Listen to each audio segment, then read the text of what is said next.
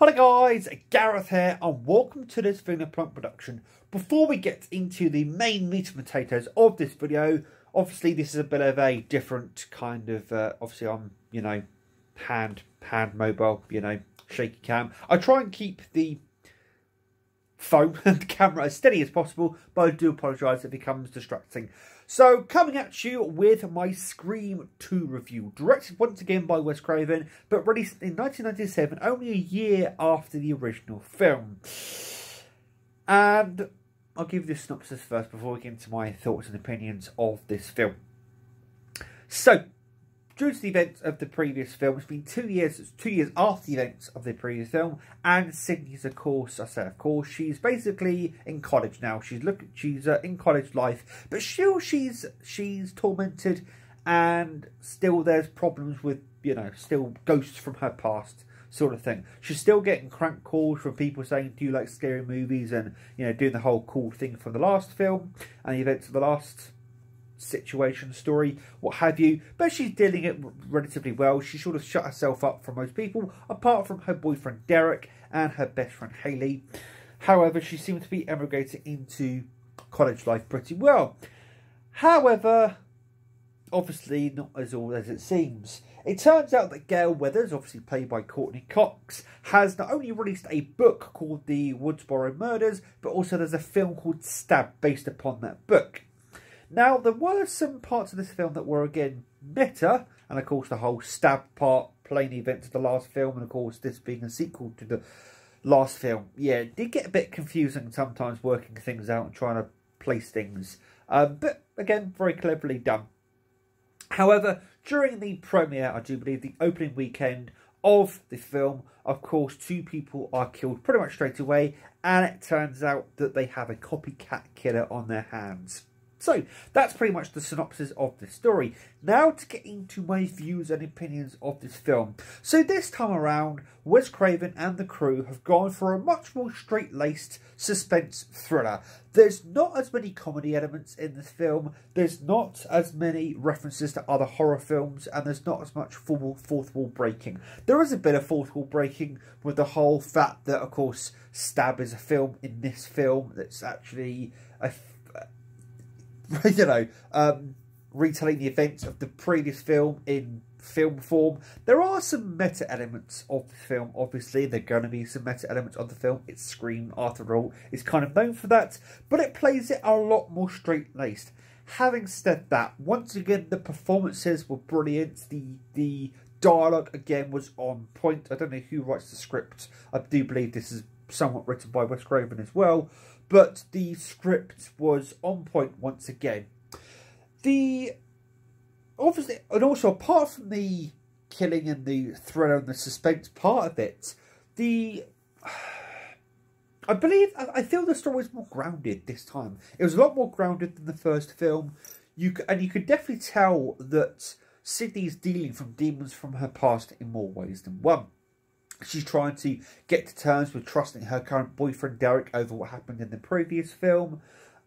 She's obviously having problems trusting anybody, to be honest. And there are things that happen in this film that, of course, lead her to question people. Once again, there are red herrings aplenty. And once again, the red herrings, I think, do a very good job to throw you off the scent.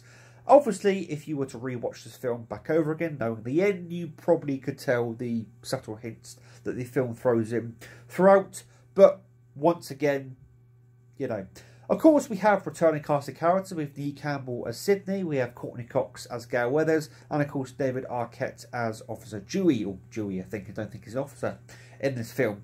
And, once again, I've said this earlier, they put in a solid cast. You have some additional actors and actresses in this film, but it's mainly about when you got Liev Schreiber playing Cotton Weary. Liev Schreiber, I think that's pronounced his name. I do apologise if I'm pronouncing that incorrectly. But the story's mainly about them, and of course you have all the other characters around that, unfortunately, obviously a lot of them get killed. There are some twists and turns in this film that I'm not going to reveal in this video. There are some returning characters that may or may not make it through to the end of the film. Who knows? And of course, there is the twist ending at the end of the film. Once again, I didn't see it coming. There are enough red herrings throughout the film for it to, you know, for it to come across as truly shocking and truly sort of jaw-dropping. And once again, the chase scenes were beautifully choreographed. The kills were well done and well executed. They were, I believe, this time around, they seem a lot more swift, a lot more stylish in a lot of ways. Obviously, this is a sequel. This is a sequel to a franchise that pokes fun out of the franchise that it's a part of. So again, there's a lot of meta stuff going along. I thoroughly enjoyed this film. However, it didn't quite, you know, have me over as much as the first film. There weren't as many comedy elements, and there wasn't as much poking fun at various parts. However, it gets a solid 4 out of 5. It is an amazing film. Again, cleverly written, cleverly shot, cleverly directed, well acted.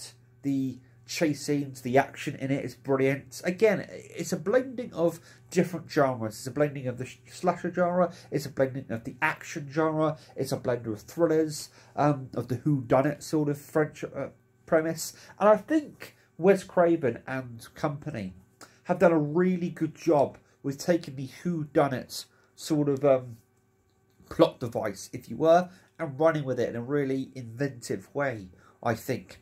Anyway, I think I'm going to go away now and watch the third Scream film, and I'll probably be back giving my opinions of that. Hopefully I haven't shook the camera too much and it's been too distracting for you guys. But if you could for me, leave me a like or a dislike on this video, depending on your feelings. If you're feeling some more complicated, then please leave a comment down below. As I do like to say, YouTube is a social media platform. Excuse me, let's make it social. Let's take it back from the trolls. And if you haven't already, you can stick around by pressing the subscribe button. You can stay up to date with what I do by pressing the bell icon. Make sure the quotations are around it, and you receive a notification to your device of choice every time I upload a video. As always, guys, you've been a very patient and supportive audience. And until next time, please take care. And as always, enjoy the rest of your day. Ta-ra!